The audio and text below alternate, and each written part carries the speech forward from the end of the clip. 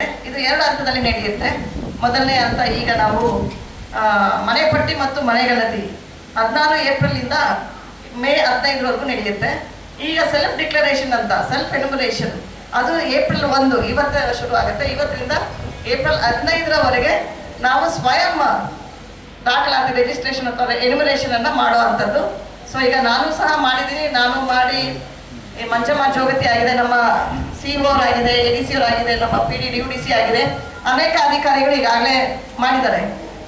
ಅದು ಕೇವಲ 10 ನಿಮಿಷ ಅಷ್ಟೇ ತಗೊಳುತ್ತೆ.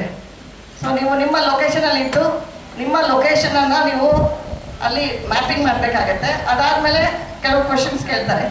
ಕ್ವಶನ್ಸ್ ಯಾವ ಥರ ಇರುತ್ತೆ ಅಂದರೆ ಫ್ಲೋರಿಂಗ್, ನಿಮ್ಮ ಮನೆಯ ಫ್ಲೋರಿಂಗ್ ಇದು ಬರೀ ಮನೆಯ ವಸ್ತುಸ್ಥಿತಿ ಬಗ್ಗೆ ಮಾತ್ರ ಇರುತ್ತೆ. ಸೆಕೆಂಡ್ ಹಂತದಲ್ಲಿ 2027ರಲ್ಲಿ ನಡೆಯುವಂಥ 2ನೇ ಏನು ನೀವು ಜನಗಣತಿ ಮನೆಗೆ ಮಾಡ್ತೀರಿ, ಅವಾಗ ಬೇರೆ ಡೀಟೇಲ್ಸ್ ಎಲ್ಲ ಕೊಡುವಂಥದ್ದು ಇರುತ್ತೆ. ಈಗ ಕೇವಲ ನೀವು ಸೆಲ್ಫ್ ಎನ್ಯುಮರೇಷನ್ ಅಲ್ಲಿ 15 ದಿವಸದ ಹೇಳ್ತಾ ಇದ್ದೀನಿ ನಾನು. ಈಗ ಏಪ್ರಿಲ್ 1ರಿಂದ ಏಪ್ರಿಲ್ 15